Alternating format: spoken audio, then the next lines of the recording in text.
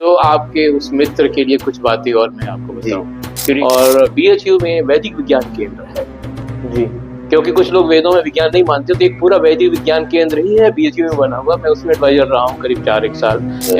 आचार्य प्रशांत जी है, उनका भी है। उनको मैं आचार्य इसलिए नहीं कहता हूँ क्योंकि उनमें मुझे आचार्य जैसे कोई लक्षण घटित होते हुए नहीं दिखाई देते, और आचार्य प्रशांत एक हमारे वास्तविक आचार्य जी भी हैं, तो इसलिए कंफ्यूज न हो तो मैंने ये नामकरण कर रखा है। पूरा वन स्ट्रोक 1500 साल का इतिहास और परिचय एक स्ट्रोक में डिलीट कर दिया गया, और इसकी कोई न्यूज नहीं छपी। इंग्लिश मीडियम के किसी न्यूज़पेपर में पूरे इंडिया में इसकी कोई खबर नहीं, आज तक नहीं छपी। और मुझे बहुत स्ट्रगल करना पड़ा जब मुझे, और मैं सारे दिल्ली के जो न्यूज़पेपर्स हैं उनके ऑफिस में ले लेकर के अपनी आरटीआई ले लेकर जाता रहा कि देखो इतना बड़ा इतिहास की हत्या की गई है भारत में।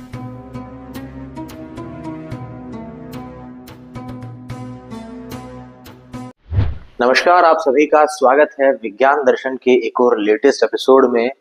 मैं आज अपने दिल्ली दौरे पर था और मेरी मुलाकात हुई श्री ललित मिश्रा जी से, जो खुद एकेडमिक से जुड़े हुए हैं, और चर्चाएं हुई वेदों और एकेडमिक से संबंधित कई विषयों पर।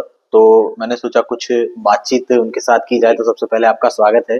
ये एक बहुत जल्दबाजी में और इमरजेंसी में हम ये बैठ के बातचीत कर रहे हैं, लेकिन आई होप कि हम इसमें बहुत सारी चीजें ऑडियंस को डिलीवर कर पाएंगे। तो मैं चाहूंगा सबसे पहले आप अपना परिचय देते हुए इस विषय को आगे बढ़ाइए। तो बहुत बहुत धन्यवाद मुझे बुलाने के लिए। और आपाधापी तो होती रहती है, और जिस स्पीड से दुनिया चल रही है उस स्पीड से हमें भी चलना चाहिए, इसलिए जल्दी जैसी कोई बात नहीं। इसी जल्दी में ही जल्दी चीजें ही करनी है। मैं चाहता हूँ ऐसे ही नेचुरल लोगों को टॉक्स मिले। जी जी बिल्कुल बिल्कुल, बहुत अच्छा है। तो इंट्रो पूछा है आपने, तो इंट्रो कर देना ही पड़ेगा। तो देखिए, हम लोग लाइनेज वाइज जी सामवेद की कौथुम शाखा को बिलोंग करते हैं। जी। अच्छा। अभी जो वर्तमान में सामवेद है वो जो 2 वार्षिकों में विभाजित है, ये कौथुम शाखा का ही सामवेद है जो उपलब्ध है। और मैं इस जानकारी से अनभिज्ञ था जब दिल्ली आया तो उस समय पर। तो मुझे अपनी जन्मभूमि में, अपने शहर में इसकी जानकारी नहीं थी, लेकिन हमारे यहाँ रिकॉर्ड में था। हमारे यहाँ एक ट्रेडिशन में एक वंशावली मेंटेन की जाती है, उसको मैं जानता था। लेकिन वो कौथुम शाखा क्या है, इसका सामवेद कहाँ मिलेगा, ये पता नहीं था। जब दिल्ली में आया तो यहाँ एक जैन बुक डिपो है, जैन बुक डिपो मेरी इंटरेस्ट देखा उन्होंने, तो उन्होंने मुझे कहा कि हमारे पास कौथुम शाखा का सामवेद है, जो पिछली सेंचुरी में 19th सेंचुरी में 1890 के आसपास एक बंगाल में स्कॉलर हुए थे। उनका नाम मुझे अभी याद नहीं आ रहा है। तो उन्होंने उसे एडिट करके छापा हुआ था। शब्द साची भट्टाचार्य, ऐसा इस तरह से उनका कुछ नाम था। इस तरह थोड़ा सा विस्मृत हो गया मुझे। तो वो सारा जो सेट है वो करीब 4,500 का पूरा सेट था, और वो बांग्ला अक्षर की हिंदी में है, तो उसे पढ़ने में तकलीफ होती है, थोड़ी सी दिक्कत होती है। तो वो लिया, वहां से हमारी शुरुआत हुई अपने ट्रेडिशन से जुड़ने की। जी। और टेक्निकल बैकग्राउंड से था, मैं कंप्यूटर साइंस का विद्यार्थी रहा पहले। अच्छा। और भारत के लिए बहुत से अच्छे प्रोजेक्ट्स किए। एक समय ऐसा था फर्स्ट डिकेड में कि गवर्नमेंट ऑफ इंडिया के सभी क्रिटिकल प्रोजेक्ट्स कहीं ना कहीं मेरे हाथ से गुजरते थे। तो भारत सरकार के लिए हमने इंडियन एयरफोर्स का कम्युनिकेशन सिस्टम डेवलप किया, जो करीब 10 साल तक चलता रहा, नॉन हैकेबल, और कभी वो हैक नहीं हुआ। हम लोगों ने C++ में ओरिजिनल कोडिंग करके इम्प्लीमेंट किया था। किसी भी मैन्युफैक्चरिंग प्रोडक्ट कंपनी का कोई प्रोडक्ट, वेदर माइक्रोसॉफ्ट या ओरेकल या गूगल, किसी का कोई प्रोडक्ट यूज नहीं किया था। और बी ग्रेड के इंजीनियरिंग कॉलेज के स्टूडेंट्स की हेल्प से हम लोगों ने डेवलप कर लिया था। तो मैं ये क्यों कह रहा हूँ, क्योंकि जरूरी नहीं है कि IITian ही वंडर करें। बी ग्रेड स्टूडेंट्स को भी जब अपॉर्चुनिटी मिलती है तो वो भी वंडर कर जाते हैं, चाहे किसी भी वजह से उस समय कंपटीशन के दौरान वो अच्छा परफॉर्म ना कर पाए हों, लेकिन जब लाइफ में चांस मिलता है तो वो परफॉर्म करते हैं। और इसी तरह जो आधार कार्ड है, तो इसके एक हिस्से का मैं आर्किटेक्ट रहा हूँ गवर्नमेंट ऑफ इंडिया के लिए, जो तो ये बहुत बड़ा मेरे लिए एक रेफरेंस पॉइंट बनता है। बहुत से आर्किटेक्ट थे हम लोगों ने। तो IT में इस तरह का बहुत काम किया। इंडिया का पहला फर्स्ट AI इम्प्लीमेंटेशन यही दिल्ली में है, और ये अपने टाइम का वर्ल्ड का फर्स्ट AI इम्प्लीमेंटेशन है ग्रैंड स्केल में, जो हम लोगों ने दिल्ली गवर्नमेंट के लिए किया। और जब ये हुआ था, तब ये इस तरह का इतने लार्ज स्केल में AI इम्प्लीमेंटेशन ना तो US में हुआ था 2018-19 में, ना चाइना में हुआ था और ना यूरोप में हुआ था। एलन मस्क ने जो टेक्नोलॉजी डेवलप की है विद इन द कार, वो टेक्नोलॉजी हमने डेवलप की out of the car. Okay. हमने ऑटोमेटेड ड्राइविंग ट्रैक बनाए, और वो प्रोडक्ट नहीं था, वो टेक्नोलॉजी नहीं थी, पर गवर्नमेंट की जरूरत थी तो एक पायलट किया और पायलट सक्सेसफुल रहा। आज कम से कम हंड्रेड्स से ऑटोमेटेड ड्राइविंग ट्रैक्स पूरे इंडिया में इम्प्लीमेंटेड है। तो वो एक और दूसरा रेफरेंस पॉइंट है। इसकी बहुत सारी डॉक्यूमेंट्रीज बनी, बहुत सारा उसमें एक से बढ़कर एक रिसर्चेस हुई। पर बाद में 2019 के बाद जब कोविड आया तो फिर उस टेक्नोलॉजी को आगे नहीं अपग्रेड मिला। तो जैसा हमने इम्प्लीमेंट किया था, जैसा छोड़ा, अभी भी आज भी उसी स्थिति में है। पर यदि इसे इम्प्लीमेंट किया जाए तो भारत को इंटरनेशनल स्केल में काफी बड़ी मात्रा में बिजनेस मिलेगा, क्योंकि ओके। यूएस में आज भी मैनुअल है ड्राइविंग टेस्ट। फ्रांस को छोड़कर के लगभग पूरे यूरोप में आज भी मैनुअल है। चाइना ने इम्प्लीमेंट किया हुआ है बीच में, तो ये पूरा मार्केट खुला हुआ है। तो ये हुआ। फिर ट्रेडिशन का मैंने आपको बताया कि कैसे हम लोग गौतम शाखा के हैं, और और अभी आप किस प्रोजेक्ट पे कार्यरत हैं? तो कुछ ऐसी लाइफ में घटनाएं घटी कि फिर वो टेक्नोलॉजी से मैं डाइवर्ट होकर पूरी तरह से अपनी वैदिक विरासत को आ गया, समर्पित हो गया। अभी उत्तर प्रदेश सरकार का अयोध्या में एक रिसर्च इंस्टीट्यूट है, अयोध्या शोध संस्थान, जिसे योगी गवर्नमेंट ने रिनेम किया है IRVRI, इंटरनेशनल रामायण एंड वैदिक रिसर्च इंस्टीट्यूट। ये इंटरनेशनल, सुना है मैंने। हाँ, इसे अपग्रेड किया हुआ है। तो उसका एक प्रकल्प चलता है globally, global encyclopedia of Ramayana. मैं उसमें कन्वीनर हूँ डेली के लिए। ओके। और एनसीईआरटी की जो नई बुक्स आ रही हैं, सिलेबस हो रहा है, इसमें I am one of the invited expert, specially invited expert. तो उन्हें जब जरूरत होती है तो वो मुझसे भी कुछ बातें पूछ लेते हैं। अब उन्हें कुछ समस्या आती तो कभी कह देते हैं। तो दो तरह के मेंबर हैं, जो एक परमानेंट मेंबर्स हैं और कुछ लोग ऐसे हैं जिनको एज एंड व्हेन कॉल किया जाता है। तो हम एज एंड व्हेन में हैं, तो आई एम कंट्रीब्यूटिंग। पर मैं आपको ये भरोसा दिलाता हूँ कि जब नई बुक्स आएंगी नेक्स्ट ईयर 2025 और 2026 में, तो आपको बहुत अच्छा लगेगा। तब तक हम इस पूरे संघर्ष के दौर से गुजर चुके होंगे, क्योंकि वैदिक इतिहास, हाँ एक बात बता रहा हूँ कि वैदिक इतिहास 2007 में हमारे 10+2 की बुक से डिलीट किया जा चुका है। केवल वैदिक हिस्ट्री डिलीट की गई, इंटेंशनल की गई थी। और मुझे बड़ा दुख है कि जब इसकी प्लानिंग की जा रही थी, जो कॉन्स्पिरेटर्स हैं जो प्लान कर रहे थे, तब उन्होंने यूएस गवर्नमेंट को अपडेट किया था कि हम करेंगे। और क्यों करेंगे, एक एजेंडा उन्होंने सेट किया, डीसेफ्रोनाइजेशन। डीसेफ्रोनाइजेशन करना है, इंडिया को डीसेफ्रोनाइज करना है, इसलिए उन्होंने वैदिक हिस्ट्री को पिक एंड चूज करके डिलीट कर दिया। और डिलीट करने के बाद फिर यूएस गवर्नमेंट को अपडेट किया कि हाँ हमने कर दिया है। तो ऐसी इंटरनेशनल कॉन्स्पिरेसीज हमारे यहाँ वैदिक शिक्षा के साथ होती रही है। अब मैं यहाँ दर्शकों को बताना चाहूंगा कि कई लोग जब हम इस तरह की बातें करते हैं तो कहते हैं कि ये तो व्हाट्सएप फॉरवर्ड्स हैं या व्हाट्सएप यूनिवर्सिटी की बातें हैं, लेकिन अभी हमारे साथ वो व्यक्ति बैठे हैं जो एकेडमिक्स में बहुत डीपली घुसे हुए हैं, बहुत समय से काम कर रहे हैं और इतने वैरायटी ऑफ टॉपिक्स में है। तो अगर वो ये बात कह रहे हैं कि ऐसे इंटरनेशनल कॉन्स्पिरेसीज हैं जो उनके सामने ये चीजें हुई है, तो ये एक ऑडियंस के लिए भी विचारणीय ये है। इतनी बड़ी कॉन्स्पिरेसीज है कि 2007 में ये काम किया गया करिकुलम से वैदिक हिस्ट्री का मतलब है कि जो वेदों का पूरा परिचय है, जो स्टूडेंट्स को मिलना चाहिए था, जो कि सिंस बिगिनिंग टिल 2007 हो दिया जा रहा था। अब मैंने खुद पढ़ा हुआ है एनसीईआरटी की बुक से, और जो लोग एग्जाम्स की प्रिपरेशन करते हैं वो भी पढ़ते हुए हैं। लेकिन 2007 में पूरा वन स्ट्रोक 1500 साल का इतिहास और परिचय एक स्ट्रोक में डिलीट कर दिया गया, और इसकी कोई न्यूज नहीं छपी। इंग्लिश मीडियम के किसी न्यूज़पेपर में पूरे इंडिया में इसकी कोई खबर नहीं, आज तक नहीं छपी। और मुझे बहुत स्ट्रगल करना पड़ा जब मुझे पता लगा। और मैं सारे दिल्ली के जो न्यूज़पेपर्स हैं उनके ऑफिस में ले लेकर के अपनी RTI ले लेकर जाता रहा कि देखो इतना बड़ा इतिहास की हत्या की गई है भारत में। तो कोई भी न्यूज़पेपर छापने के लिए तैयार नहीं हुआ, क्योंकि जो डिलीट करने वाली कमेटी थी उसमें एक पेपर है, न्यूज़पेपर है टेलीग्राफ के एग्जीक्यूटिव एडिटर भी इन्वॉल्व थे। तो इस तरह से खैर तो वो लड़ाई जीत ली गई है, क्योंकि बाद में हमने जब स्केलेट किया इसे प्राइम मिनिस्टर मोदी जी को, तो मोदी जी ने हमने कहा था, उनसे रिक्वेस्ट की थी कि डिपार्टमेंटल इंक्वायरी कराई जाए, तो उन्होंने करवा दी और फिर सब कुछ ओपन हो गया। और इस जो न्यूज मेरे एफर्ट से नहीं हो रही थी, वो एक दिन वो न्यूज छपी विदाउट माई एफर्ट।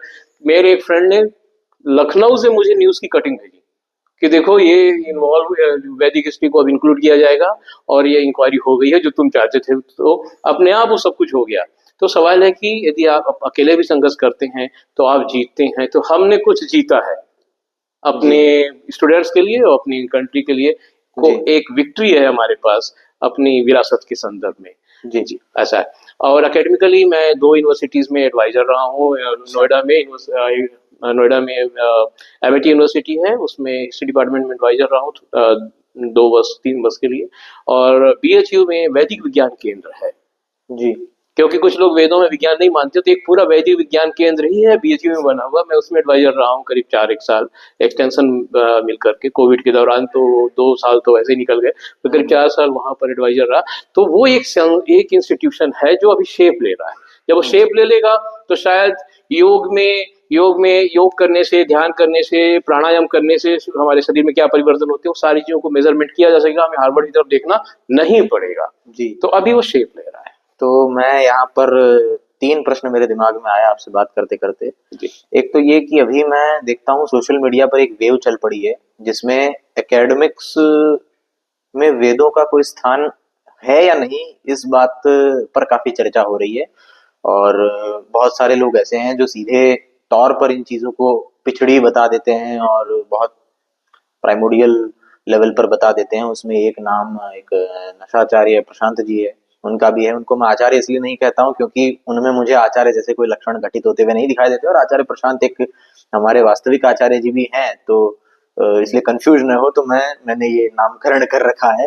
जी। तो बताइए इस पर आपका क्या कहना है? तो आपने एक आचार्य प्रशांत की बात की, जी। और हम जानते हैं कि उन्होंने वेदांत को आधार बना करके अपने को पॉपुलर किया हुआ है। हम्म। तो अद्वैत वेदांत का मुझे एक उपनिषद का श्लोक याद आ रहा है। हम्म। अयम आत्मा बलहीने ना लभ्य, न न प्रवचने न बहुना श्रुतेन। हम्म। जो आत्मा है, आत्मा का जो ज्ञान है, वो जो जिसमें आत्मबल नहीं है, वो प्राप्त नहीं कर सकता। और ये प्रवचन करने से प्राप्त नहीं होता आत्मज्ञान, और प्रवचन को सुनने से नहीं होता। लेकिन जो सारी पद्धति है आचार्य प्रसाद की, तो प्रवचन देने और दूसरों को प्रवचन सुनाने की है। और ये माध्यम ही नहीं है अध्यात्म का, आत्मज्ञान को प्राप्त करने का।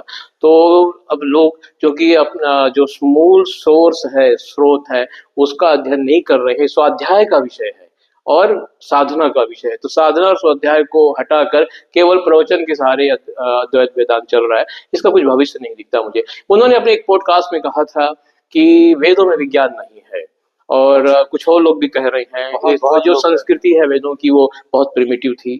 तो मुझे उस समय भी बड़ी हंसी आई थी। यदि वेद इतने ही प्रिमिटिव हैं, प्रिमोडियल नेचर के हैं, तो फिर हार्वर्ड यूनिवर्सिटी ने 2017 में पूरे ऋग्वेद का एक बहुत बड़े आकार में क्यों ट्रांसलेशन करके पब्लिश किया 2017। इसके पहले ना अर्ली 21st सेंचुरी में मॉस्को यूनिवर्सिटी में तातियाना एलिन तातियाना एक प्रोफेसर थी, तातियाना एलिजा रेंकोवा। तो तातियाना एलिजा रेंकोवा ने पूरा ऋग्वेद ट्रांसलेट किया, और उनका जो ऋग्वेद रशियन लैंग्वेज में है। अब देखिए, अमेरिका कैपिटलिस्ट है, व्यापार से बिजनेस सेंट्रिक कंट्री है, और रसिया लेफ्टिस्ट है जो कि एंटी कैपिटलिस्ट है, सोशलिस्ट है। तो दो कंट्रीज जो अलग अलग आइडियोलॉजी पर विश्वास करती हैं, दोनों के विश्वविद्यालय ऋग्वेद को ट्रांसलेट कर रहे हैं। इसने रशियन में किया, और रसिया का जो उसका रशियन लैंग्वेज का जो ट्रांसलेशन है, यूरोप का बेस्ट ट्रांसलेशन अभी कहा जाता है। तो उसमें कोलैबोरेट किया, हार्वर्ड यूनिवर्सिटी के स्कॉलर्स ने रशियन यूनिवर्सिटी के स्कॉलर के साथ में कोलैबोरेट किया। तो ये दो जो जो वर्ल्ड के टॉप यूनिवर्सिटीज हैं, वो क्या देख रही हैं ऋग्वेद में, या हमारी वैदिक कल्चर में अन्य दूसरे वेदों में क्या देख रहे हैं, जो भारत के एकेडमिक्स नहीं देख पा रहे हैं। क्वेश्चन ये है, और इसकी वजह से भारत में इनको प्रिमिटिव कहा जा रहा है, क्योंकि इन्होंने वेदों के पन्ने पलट कर नहीं देखे। जो सिविलाइजेशनल इंफॉर्मेशन है ऋग्वेद में, वो सिविलाइजेशन इंफॉर्मेशन को सारा वर्ल्ड पढ़ रहा है, और वो समझने की कोशिश कर रहा है कि ऐसा क्या हुआ भारत में कि इतनी एडवांस सिविलाइजेशन उस समय हुई। और ऋग्वेद को आप क्या देखते हैं, ऋग्वेद का एक एक मंत्र फ्यूजन है मैथमेटिक्स का और पोएट्री का। है जी हाँ। इवन जो वेद हैं उनकी संरचना में भी जो वेदांग है, शिक्षा कल्प छंद व्याकरण ज्योतिष निरुक्त, उसमें जो ज्योतिष है वो अपने आप में एक मैथमेटिक्स है, और उसके बिना वेद पूर्ण ही नहीं होते हैं। हाँ, तो बिल्कुल वेद बिल्कुल। में विज्ञान नहीं है, ये तो अपने आप में बहुत फंडामेंटली फ्लॉड तो अब ये स्टेटमेंट है। इन लोगों को ये समझना चाहिए हम्म। कि पोएट्री पोएट्री है। यदि हम मंत्रों को पोएट्री समझे, प्रिमिटिव लेवल पर ले जाएं, इतने नीचे लेवल पर ले जाएं, इसको पोएट्री समझे। उस पोएट्री में मैथमेटिकल इन्फ्यूजन क्यों है, छंद के रूप में क्यों है, और क्या ऐसी क्या आवश्यकता थी उस समाज में कि उन्होंने ऐसे गणित के छंदों से निबद्ध मंत्र लिखे, मंत्र बनाए, या मंत्रों की संरचना की। ज्ञान तो अपौरुषेय है, तो ज्ञान पर हम बात नहीं करें, ज्ञान तो एक्सप्लेन करना चाहूंगा। तो एक ये है। दूसरा, जो ऋग्वेद है, ये संहिता है, तो ये वर्ल्ड का पहला इंडेक्स्ड इंस्क्रिप्शन है। तो इंडेक्सिंग क्या साइंटिफिक नहीं है? तो दोष कहाँ पर है? ग्रंथ में दोष है या देखने वालों की दृष्टि में दोष है? ये उन्हें सोचना पड़ेगा जो कहते हैं कि वेदों में विज्ञान नहीं है। और फिर विज्ञान की पहली परिभाषा हमें ऋग्वेद से मिलती है, 7वें मंडल के 104वें सूक्त का 12वां मंत्र है वशिष्ठ का। उन्होंने कहा है सविज्ञानम चिकेतुषु, ऐसा एक पूरा मंत्र आता है। तो वैज्ञानिक तरीके से हम किसी समस्या को डायग्नोज करके फिर उसका निदान खोजें। तो यही तो मैं साइंस में पढ़ा करता था, साइंटिफिक मेथड्स को अप्लाई करिए, then you discover the truth. तो यही चीज वशिष्ठ ने की है। तो सवाल है कि इस मंत्र को, 7वें मंडल का जो वशिष्ठ का मंत्र है, क्या इन्होंने देखा? तो इन्होंने नहीं देखा। और इसके बावजूद जो है, जो विकिपीडिया में मिल रहा है नॉलेज, उस विकिपीडिया की हालत को ले जाकर के एक पॉडकास्ट है बहुत फेमस है रणवीर का, उसमें जाकर के इसने आचार्य प्रशांत, मतलब नशाचार्य आचार्य प्रशांत ने कुछ कह दिया। मैंने प्रोटेस्ट किया उसी वक्त, पर उसका रिवर्ट नहीं आया। ऐसा हो गया है कि जो लोग पब्लिक फेस हैं, उसी पब्लिक फेस के लोग ही स्कॉलर हैं। तो यदि इसलिए मैंने पॉडकास्ट को अवॉइड करके रखा है। मैंने सोचा है कि हम इस तरह के जो अनलर्न लोगों के पॉडकास्ट हैं, मतलब गधे किस्म के जो पॉडकास्ट हैं, उन पॉडकास्ट में नहीं जाएंगे, क्योंकि उससे मिस इन्फॉर्मेशन जाती है।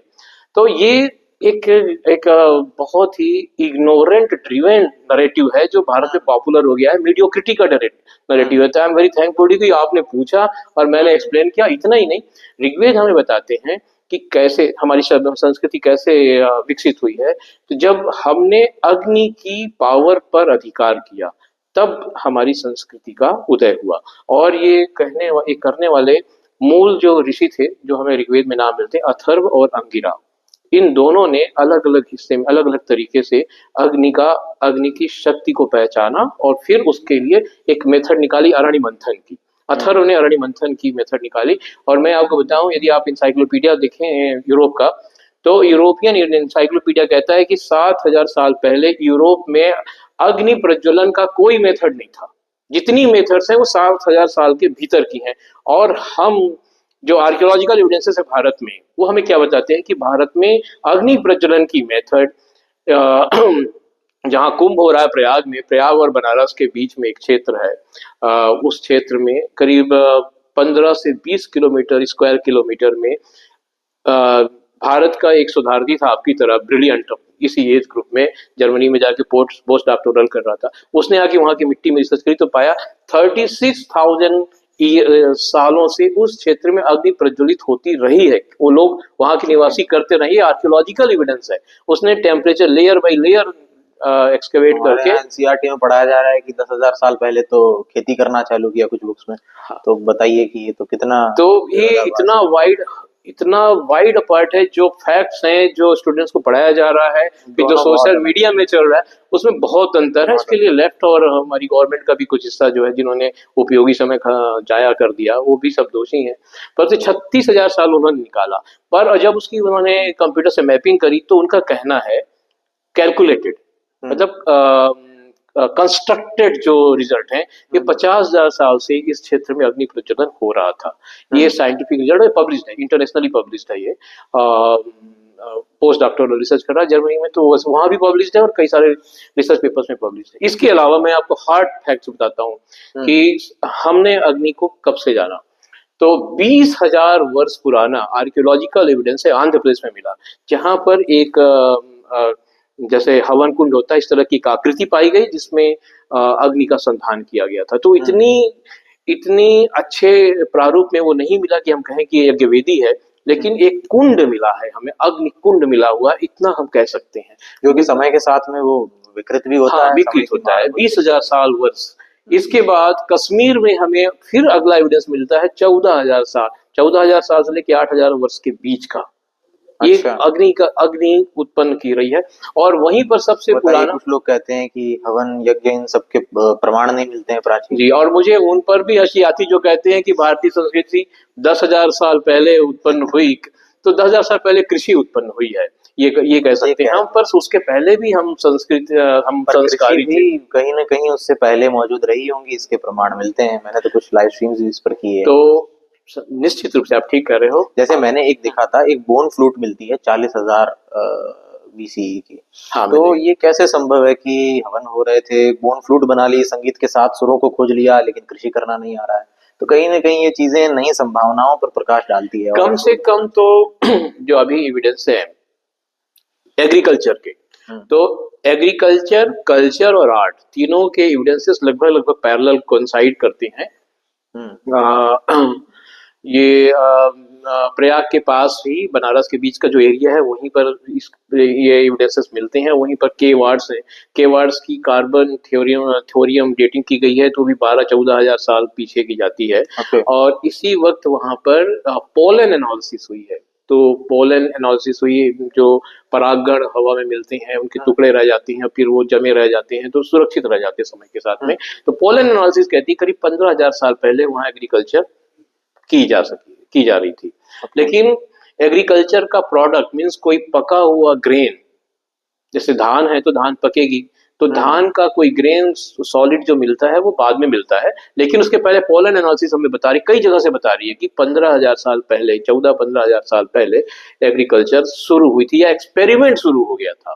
अब मजे की बात है कि कश्मीर में हमें क्या मिला है, गोबर का जो कंडे बनते हैं गांव में जो होते थे, तो आधा जला हुआ कंडा जो केक है, काउ डंग कहेंगे इंग्लिश में, तो आधा जला हुआ केक मिला। वो करीब 6 से 7 हजार साल पुराना था। तो तब तक पशुओं का पशुपालन शुरू हो गया और कंडे बनाए जाने लगे। तो ये एक विकसित स्थिति है, ना कि हमारी संस्कृत की शुरुआत है। और ये सारी चीजें ऋग्वेद में जो वर्णन है उससे मिलती जुलती हैं। बल्कि ऋग्वेद का वर्णन तो और भी प्राचीन जाएगा, अभी संस्कृति पीछे से है। और ये तो उसके एक इम्प्रिंट्स। हाँ, इन पे इम्प्रिंट्स मिल रहे हैं। एक प्रश्न ये, जिस वीडियो के बाद में आपने मुझसे कांटेक्ट भी किया था, जिसमें एक महाशय वेदों में उनको यही समस्या थी कि वेदों में पृथ्वी जो है वो गतिशील नहीं है। और जो वेदों के हमने कुछ भाष्य दिखाए थे उसमें, हालांकि वो व्याकरण के विद्वान नहीं है, लेकिन फिर भी उसमें उन्होंने टांग अड़ा करके क्रिटिक करने का प्रयास किया। तो वो वीडियो यदि आपने देखा है तो उस पर आपका क्या कहना मैंने है? वो वीडियो देखा है और आपकी जी। एक्सप्रेशन भी देखी है। तो ओके। मैं एग्री करता हूँ आपकी एक्सप्रेशन के साथ में जो आपने ग्रामेटिकली दी है। जी। पर जो ये दूसरे पक्ष के लोग हैं, ये सेकेंडरी रिसोर्सेज पर डिपेंड करते हैं और उसको भी एनालाइज नहीं कर पाते क्योंकि उनको उस नॉलेज की डीप एक्सेस नहीं है। तो पहले क्या होना चाहिए कि you should gather the right information. आप उसे निकालिए, राइट इंफॉर्मेशन जो सोर्सेज हैं, एक्सपर्ट्स हैं, एकेडमिक्स हैं, नॉन एकेडमिक्स हैं, उनसे निकालिए, फिर उसको एनालाइज करिए, then you publish your paper.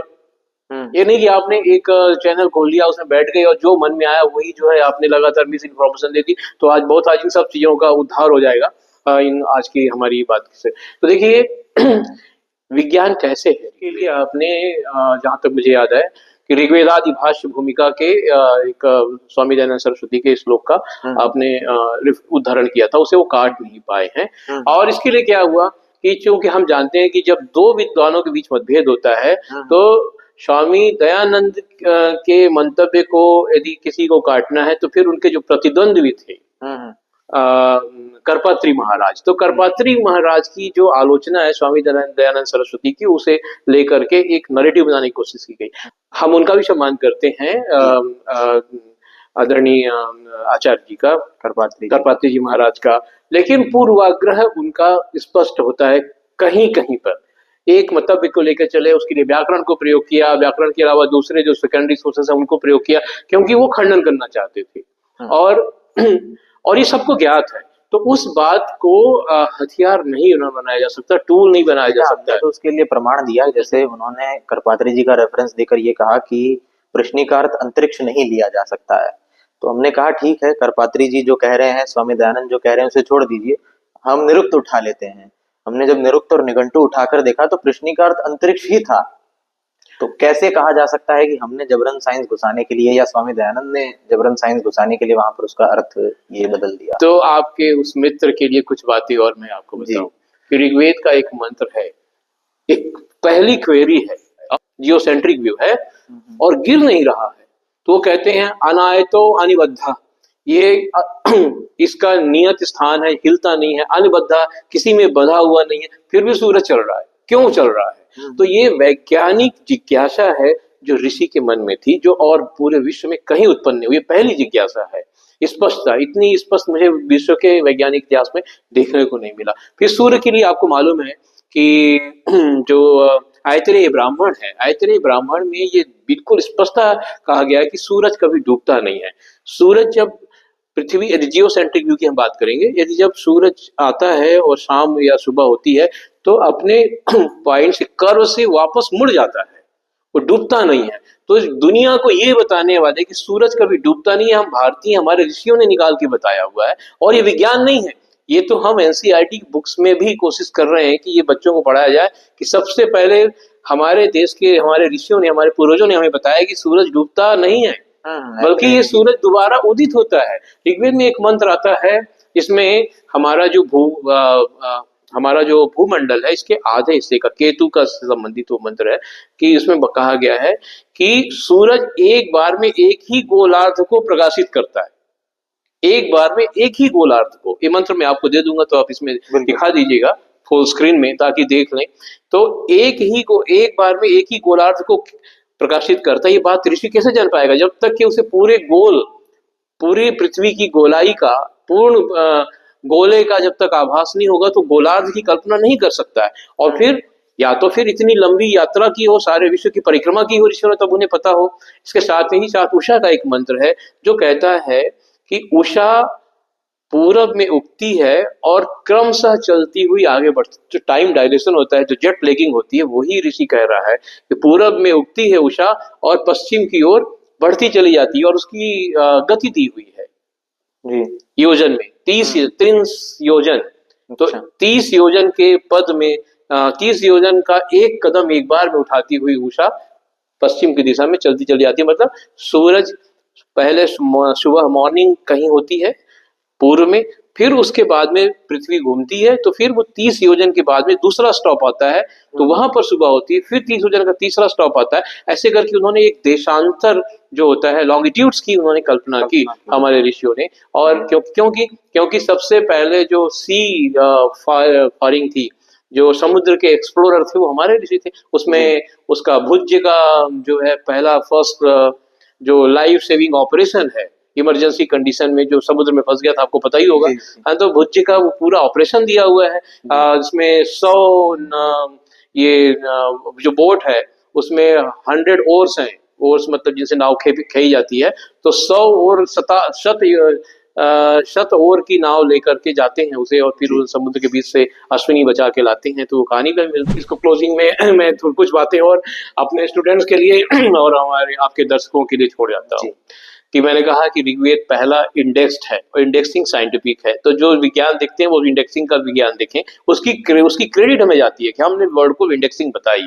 इसके अलावा क्या है कि परिभाषा, डिफाइन करना किसी चीज को, तो दुनिया में सबसे पहले परिभाषाएं हमने दी। स्रोत सूत्रों में परिभाषाएं भरी हुई हैं, सभी स्रोत सूत्र में, बौधायन स्रोत सूत्र में, आपस्तम्भ स्रोत सूत्र में, कात्यायन स्रोत सूत्र में, तमाम परिभाषाएं जो यज्ञों के जो कठिन शब्द हैं, जो यज्ञों की प्रक्रिया, उसको एक्सप्लेन किया गया है। तो परिभाषाएं, डेफिनेशंस हमने बना के दी। डेफिनेशंस की डिस्कवरी करने वाले हम लोग हैं। पहाड़ा जो टेबल है, हमने जीरो ही नहीं खोजा, हमने जीरो भी खोजा, 1 भी खोजा, और मैथमेटिकल टेबल्स पहाड़े भी खोजे। ऋग्वेद में आपको 5, 11 के कुछ हिस्से पहाड़ों के मिल जाएंगे। यजुर्वेद में तो भरा हुआ है बहुत खजाना, वो आप कभी और हम कवर कर लेंगे। और इसके अलावा जो व्याख्यान है, एक्सप्लेनेशन, कमेंट्रीज हैं, ये हम लोगों ने सबसे पहले शुरू की, और हम लोगों ने अपने प्रीवियस स्कॉलर्स को रिफर करना शुरू किया। तो और क्या चाहिए? ये सारी साइंटिफिक अप्रोच है। जब इसे हार्वर्ड का सोशल साइंटिस्ट या वहां का स्कॉलर पढ़ता है तो वो स्टन्ड हो जाता है कि ये मैं क्या देख रहा हूँ, इस ऋग्वेद में ऐसा क्या है।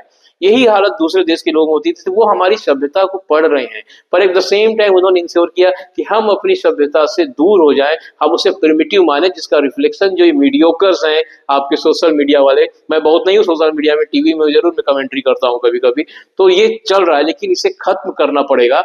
और शायद आज इनके खात्मे की शुरुआत हो रही, जिस तरह के कथावाचक फैले हुए, धीरे धीरे उन सबका खात्मा होता जा रहा है, सबकी सच्चाई सामने आ रही है, उसी तरह इसकी भी सच्चाई आ जाएगी सामने, ये खात्मा होगा और आने वाला समय सुनहरा है। बिल्कुल, बहुत-बहुत धन्यवाद, आपने आज अपना अमूल्य समय दिया। और जो लोग कहते हैं कि वेदों में विज्ञान नहीं है, उनको एक बार ये पॉडकास्ट सुनना चाहिए, ये चर्चा सुननी चाहिए, ताकि आपको अंदाज़ा लगे कि भविष्य की गर्भ में भी बहुत कुछ छुपा हुआ है। यदि अतीत में और भूतकाल में हमने इतना कुछ दिया है, तो भविष्य में भी हम बहुत कुछ दे सकते हैं। आज के एपिसोड में सिर्फ इतना ही। धन्यवाद।